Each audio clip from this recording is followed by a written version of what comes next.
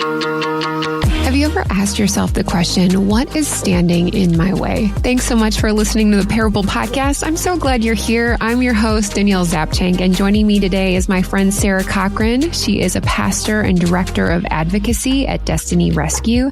Sarah honestly takes us along the journey that she has walked along with God. I felt many years, I think, of our relationship feeling like, wow. And I've even said this to him, you should have married someone else. If I would have known this, I would have never done this to you. You know, you say things like that are super raw. I just love him so much. When you love your spouse so much, you want everything in the world for them. And if you feel like you're the roadblock to that, man, that's really hard. Here's my conversation with Sarah Cochran.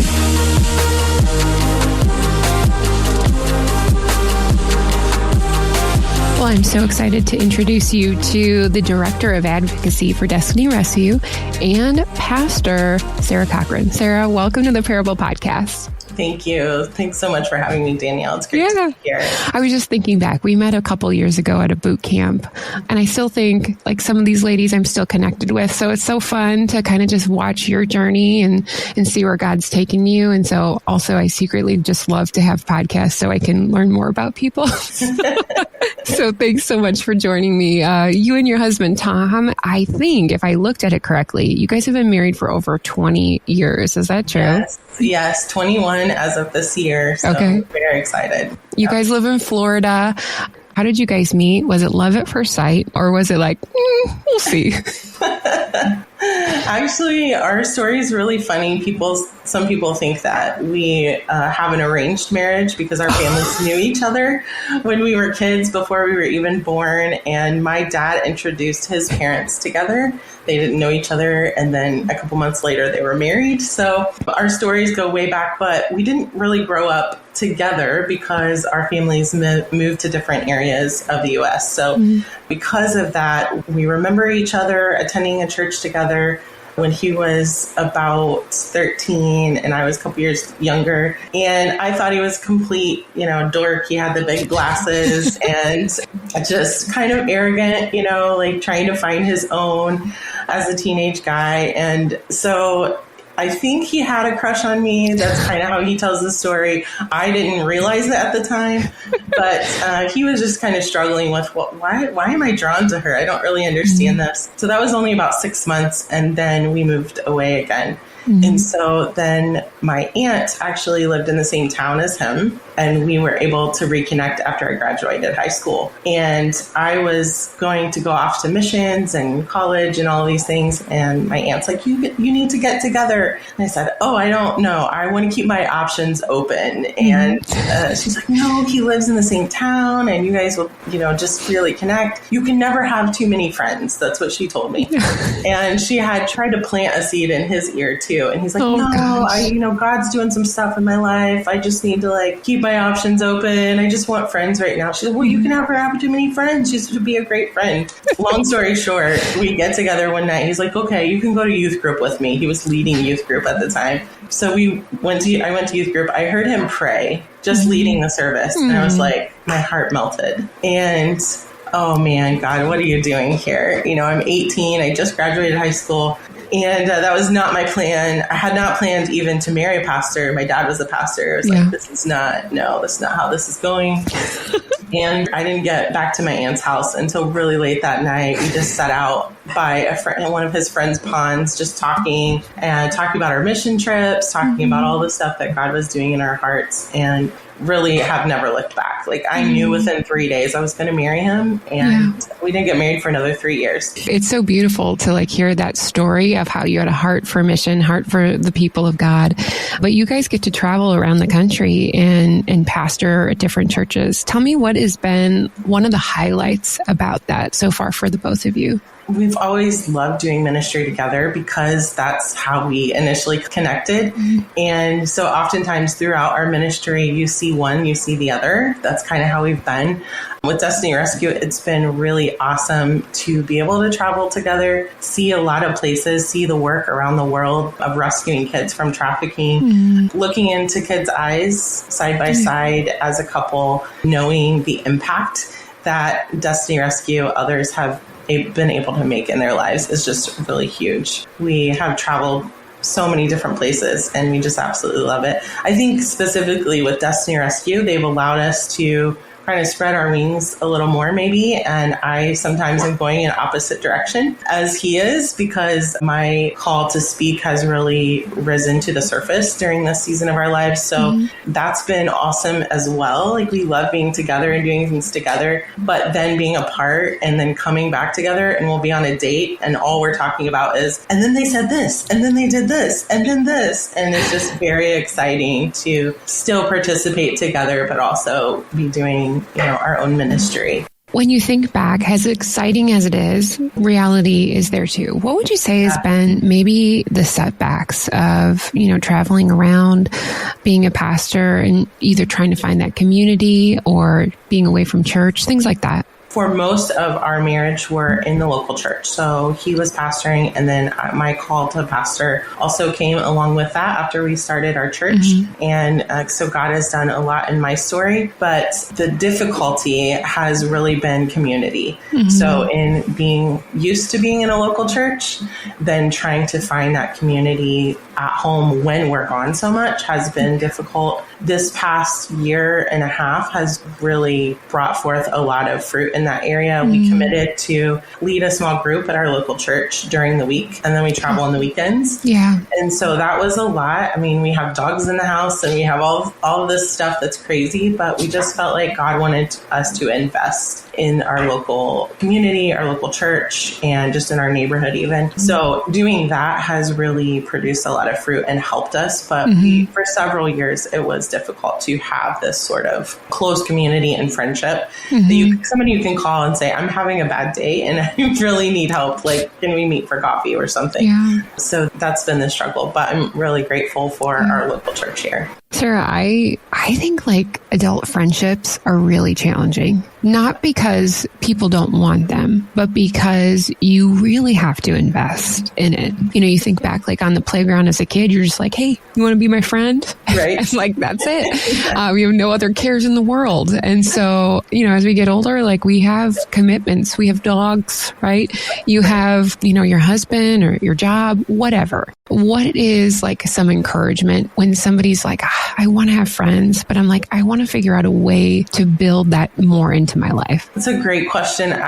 What I have experienced and learned is it's okay to ask somebody. Finding that person, it's weird kind of just finding a person that you like and being like, can we hang out? Can we be friends? But I have asked people in the last year and a half, can we be friends? And also committing to the time to do that, being willing to text them on a regular basis or send them weird gifts on Instagram or like videos or whatever, just connecting with them in a way that's personal, that helps them know who you are, your humor, your struggles. And I think as we are willing to be vulnerable with others and connect with their heart in that way, and they see who we really are, then they're willing to open up. And then that's like the blossoming of friendship, right? When you're willing to be vulnerable and say, I don't have it all together, but I really want to have fun with you as a friend. I want to be there in the good times and the bad. And then showing up,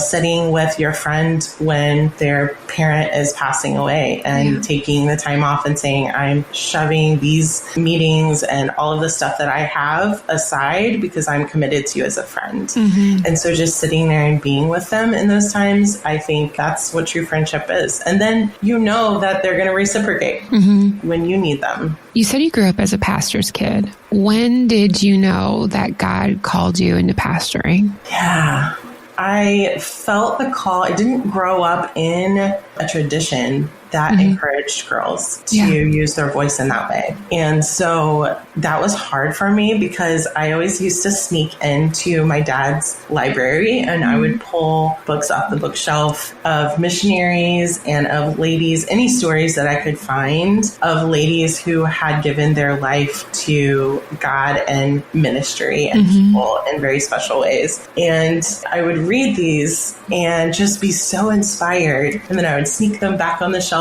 And at 16, I went on a mission trip and felt God say, I have called you. And I didn't know what that meant. I didn't really have context for what that meant in that time frame, but felt drawn to missions, just being and seeing all of the people that I had never experienced in that level of poverty or that level of just not even knowing who God was. So my heart was warmed towards people in that moment at 16. And then God just began to grow that over time. After my husband and I got married, I was like, okay, I guess I'm marrying a pastor and not a mechanic. I just really leaned in and enjoyed helping him in ministry. But then after we started our church, I started our children's ministry. I started out our first Sunday that we had kids. It was like an infant, a toddler, and a teenager. And I had them in a room, and I'm like, how do I teach this? What's going to happen today?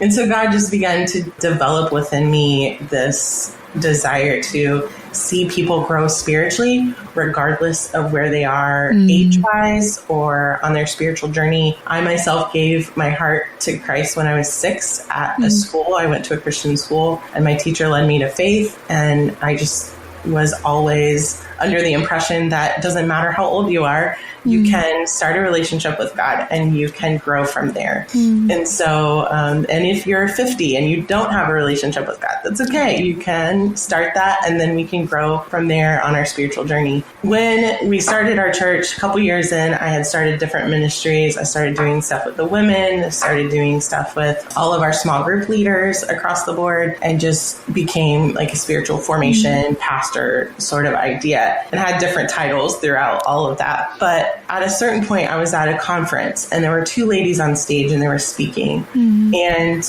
God just asked me, what is standing in your way? Yeah. You grew up in this framework. You have this framework that says you can't do these things. And that's your understanding and where you're coming from. And yet I've called you, and yet I've walked with you, and yet I've used you, and yet I've poured into you, and yet all of these things. And why do you have a problem? Why do you flinch every time somebody calls you pastor? Why do you hunker down and try to hide when people are saying, yeah, this or that about ministry?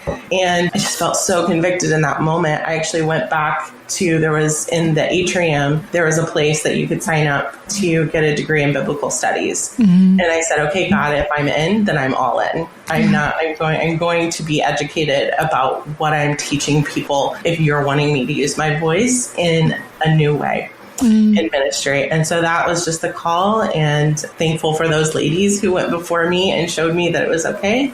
And so went on to get a degree in biblical studies. And then I went on to seminary from there a couple years later. And God has just continuing coming to WSC, to the boot camp. I was still struggling. Even at that point, I had worked through so many things throughout seminary and all the years of ministry, but still struggling in the way that God was opening doors, honestly, through Destiny Rescue to go and speak. And I'd find ways, I shouldn't say this, but I would find ways to be like, I don't know, I can send this person to go. Yeah, you would want this person to go, right? And at a certain point, God said, you need to deal with this. Like, I've called you to do this. And this is a fear inside of you. There's something inside of you. And so just accepting that over the last really 20 plus years of my life has been a journey. But I'm so thankful for people like you, people like others, like the ladies on stage that inspired me, helped show me the way. Gosh, I appreciate what you just said is like, what is standing in your way? I think so many of us, there's a dream, there's something ahead of us that either we feel called to or even a little hesitant still. And you're just kind of wondering like, I don't know if I can do that, because you said the word framework too. I mean, as you grew up, like there is like even invisible boundaries or emotional things that we're working through. Like, can I do this? Am I not good enough? I totally resonate with that. So yeah, that's a great question for anyone who is kind of processing through like, what is standing in your way? Sarah, I'd love to know how this possibly kind of plays into your story, because I think everything's kind of all like tangled together. And that's the beauty of parable stories, is that we get to see God's goodness woven through all of that. So Sarah, what is your parable story you'd like to share with us today? So along with my journey and call to ministry, has also been this very personal story of infertility and not being able to have kids. And that has really marked me. We wanted to have kids right away when we got married, early 20s, and just really excited about life and family. We both come from decently large families, so it's just an expectation of all these kids are going to be wonderful and this excitement, and suddenly it didn't happen. And it didn't happen again, and it didn't happen again, and then fertility treatments after year, and it just wasn't happening. And I kept asking God, like, what's going on? What am I not doing? Honestly, with my name being Sarah, I've always compared myself to Sarah in Scripture, Abraham and Sarah. I'm like, oh, I was cursed with my name, and I don't use that word lightly, really, but I just really had this deep sense of, God, come on, really? Like, we're going to play this out in real life. In modern day time, I'm going to be Sarah. Thankfully, I didn't marry Abraham. His name is Tom. But just I have always felt that way, I think, since the struggle began. And so there is this relationship with God when he's calling you to do something in ministry. And yet you're struggling personally, going, but won't you answer the prayer and desire of my own heart? There's a tension there, right? There's a struggle. And at a certain point in my journey, God just asked me the question, Sarah, I'm praying, I'm crying. Sarah, will you just take care of my kids? Like, I have kids and I'm calling you to take care of my kids. And you have time on your hands because I haven't given you children of your own. So that's been a whole personal journey of what does that look like personally and even professionally and as a career and as my life. How do I take care of God's kids? What does that look like? And it's taken me on a journey of foster care and adoption. And a lot of that was really rough and I didn't necessarily enjoy most of it. And so God's like, oh yeah, be careful what you pray for, Sarah.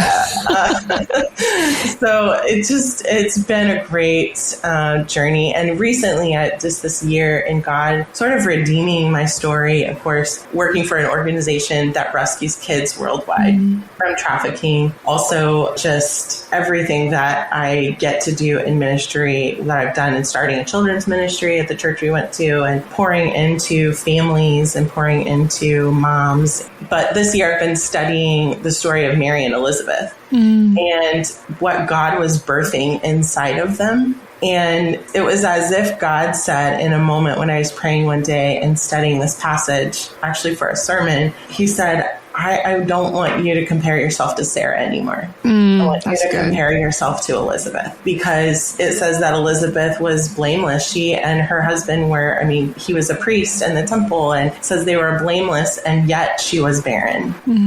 And what did that look like as God started birthing something inside of her? And he used it metaphorically, right, to say, what is a dream that God is birthing inside of me that then can be launched into serving his kids in a really powerful way. So I would say just even in my own story as a kid, things that I faced and struggled with, really always connecting and getting kids very uniquely because of my own struggles. And so even just to have a conversation, I'll be in a store and my husband's like, kids are so drawn to you. I don't understand, it'll be a little kid in the shopping cart or buggy or whatever you call it. And they'll just be staring at me. And I'm like, they see the kid in me. Like they look into my eyes and they see she gets it. And so it's just God has totally taken my personal journey and then created something beautiful out of it. And I love it so much. I'm grateful. That's been a process for you. You said you guys got married really young. You've been married for 20 years. So you've been walking this journey for a while. And it's a process because I don't know how you grew up, but I just imagine, okay, I'm going to get married one day and I'm going to have like 2.5 kids. This is going to be my life. And so when we have these dreams, when we have this, what we feel is a call on our life, what we feel like everyone should have, it's really heart-wrenching. And so when you said the sentence of like, God asked you this question, which I'm curious, Sarah, like it feels like God like always presents you with these questions, which I love. Sarah, will you just take care of my kids? Were you like, no thanks?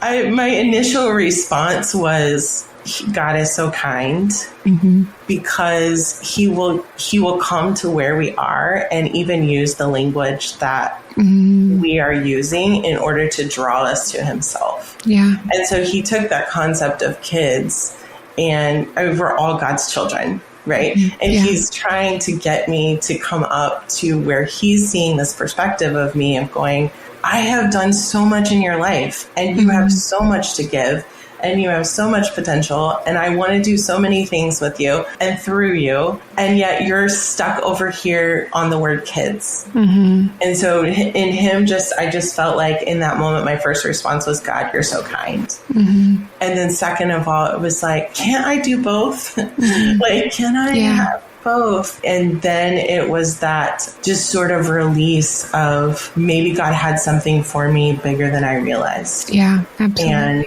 that created excitement. You're right, though. It's a journey. It takes a long time to get there. You know, there are some years that I'm not super proud of in my story. I'm not super proud of the fact that I couldn't show up to baby showers for years of my life and celebrate with others because all I would do is cry. Yeah. And I didn't want to ruin their day. And yet I wanted to love my friends and my family members and all of this. Yeah, there are some things that we struggle with, or even having a conversation, being a part of conversations where we're talking about labor and delivery and birth. And I'm like, I'm not in this conversation. So there are some real struggles. And now I'm getting to the age, like some of my a little bit older friends are like, oh yeah, I'm going to have grandkids. And that still is a sting, right? That's like, oh, ouch. Yeah, I don't know if that'll happen for me because of how my story is.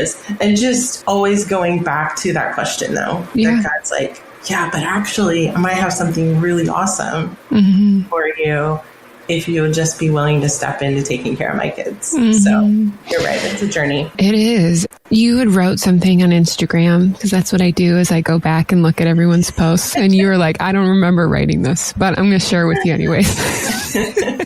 He says, while my heart was breaking, God was inwardly awakening, like this deep pain that couldn't be undone.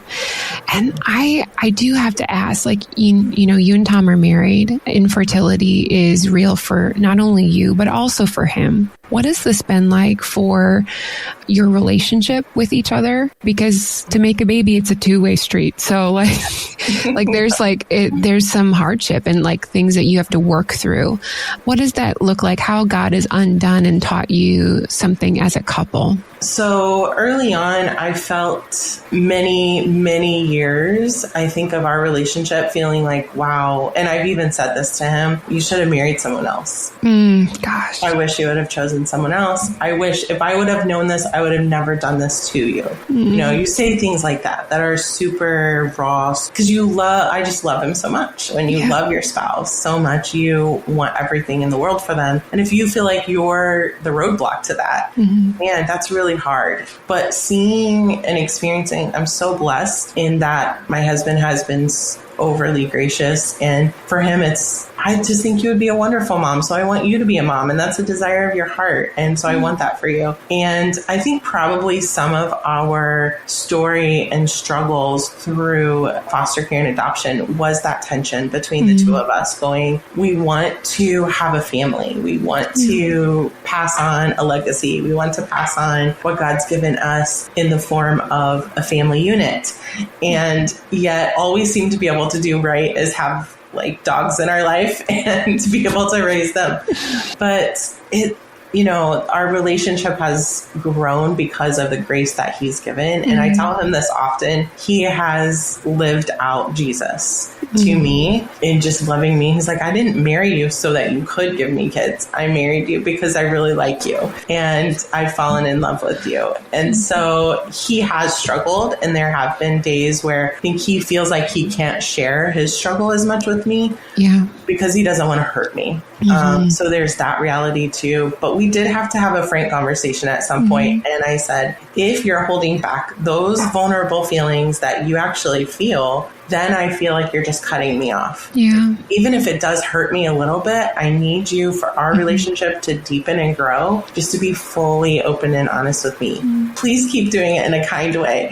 Please keep being Jesus, but also Jesus gives truth. And I need you to do that for us to, get over some humps, even in our relationship. Because I was feeling like he's not being honest with me here. So what is he not being honest with me in other areas? I really just need to know. So we've had to grow in that. But he's really been so gracious over the years. And, on the days where I was locked, I'll just be awesomely vulnerable here, locking myself in the bathroom and just crying on the floor, crying. He's like sitting outside the door going, it's going to be okay. Like, I love you. It's going to be okay. And so we're very close because of those times. And I think looking back to what we're able to do now and sometimes be gone from each other for weeks on end, a long time, we're just so close because of those times that we went together and we trust each other completely. So God uses everything. He uses absolutely everything for our good and his glory. So that's such a great perspective, Sarah, where there's like a relationship in our life. It's like a two-person thing. And so if you have like these feelings, you have to share them with the other person, because that's only going to deepen that relationship. I mean, even going back to our conversation about adult friendships, we have to choose that level of trust to go deeper. Thank you for letting us like peek into behind the scenes of your marriage. I'd be curious, God has called this on your life to like minister to his kids. You work with an organization called Destiny Rescue, and you kind of shared a little bit about that.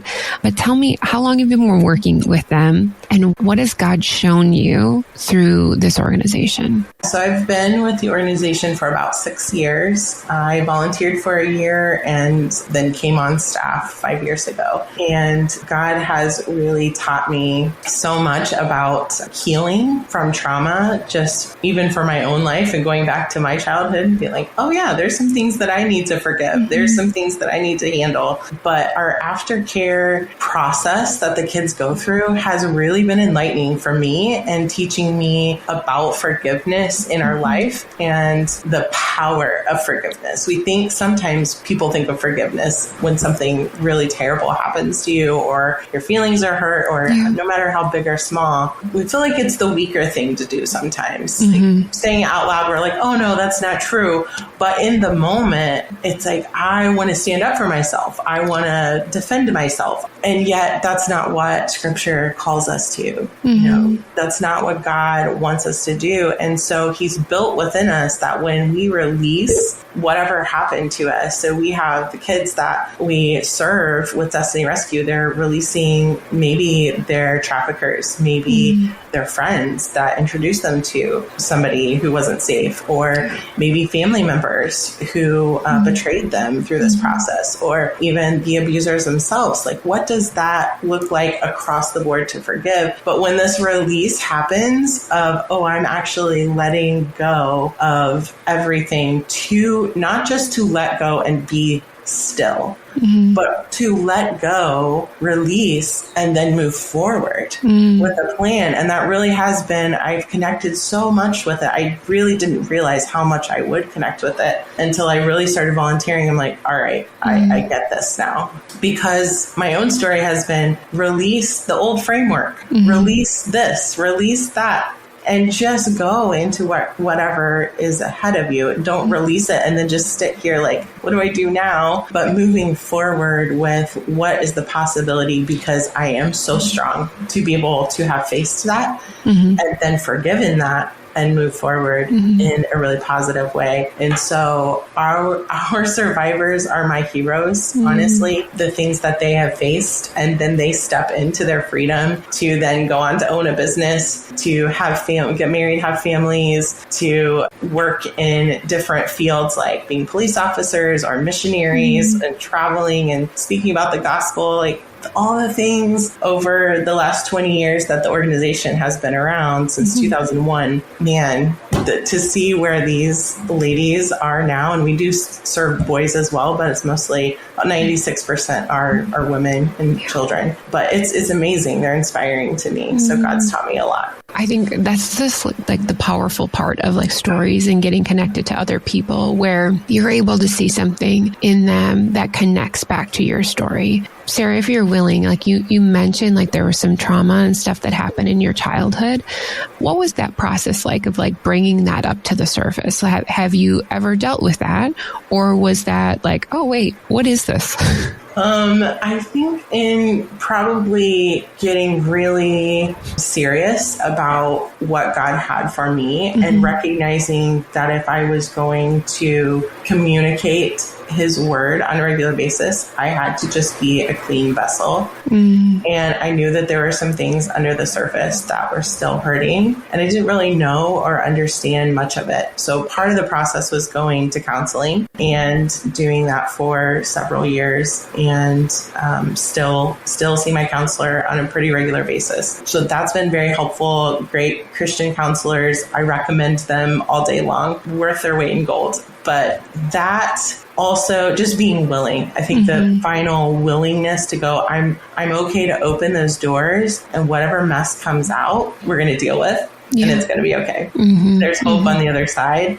And having the hard conversations with people in your life, maybe that they're still a part of your life and you still have to interact with them. And how is that affecting you now? And what boundaries need to be put in place? And making sure, I think the friendship thing is also connected for me, because making sure that I have a wide variety of friends in different levels and places, so that I have that social structure that is supporting me in any area. And so that if I'm having a bad day, I'm not just dumping it on everyone, but I know who I can connect with that can actually help me in that area of my life. So that's been helpful too. A good social structure. My friends are everything to me, and counseling, being willing to open up. You've had a really awesome opportunity as you walk through the entirety of your life. God is still using you in like new and different ways. And so you are in the process with a couple other ladies working on a book. It's hopefully going to be launched this December. Watch out. Can you tell us like what was the theme and like what even like started that catalyst to get it going? Just in all three of us writers are part of Women Speaker Collective.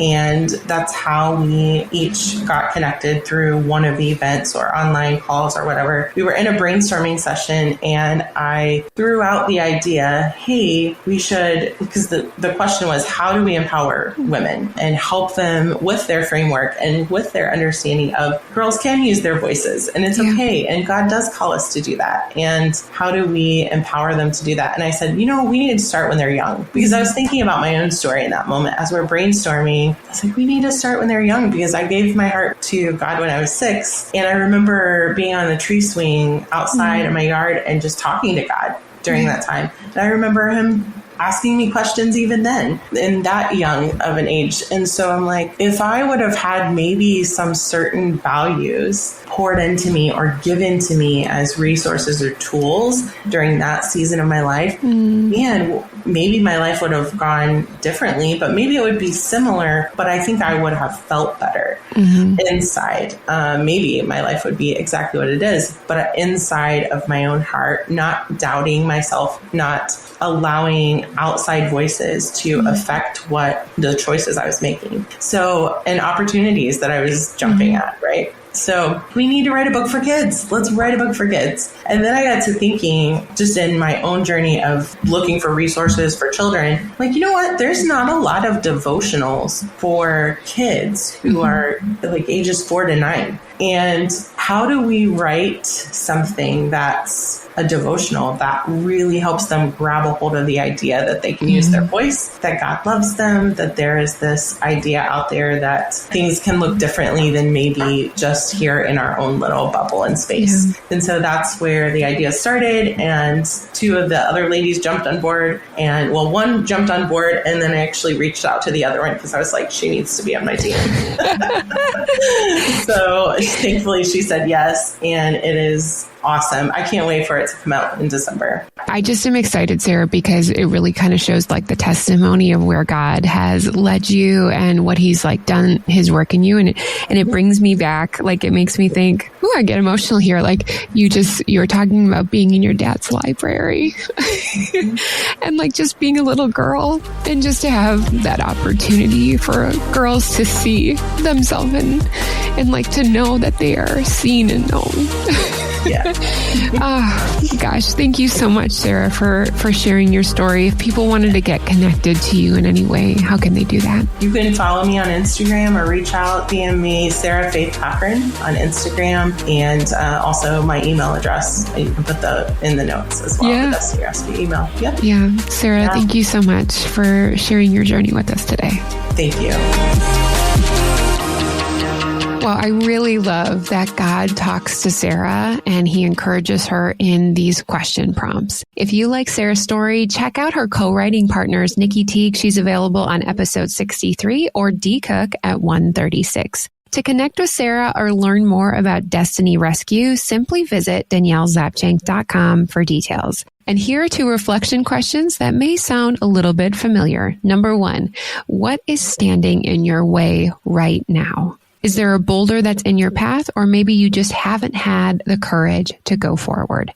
And number 2, he asked Sarah, will you just take care of my kids? So my question for you is, who is God asking you to take care of today? One easy way you can support the Parable Podcast is simply by sharing this episode with a friend. If you could pass that along today, that really helps people find out about these parable stories. Also, a huge shout out to my husband, Eric, for his talented editing expertise. That's going to do it for today. I'm grateful that you took the time to spend it with me.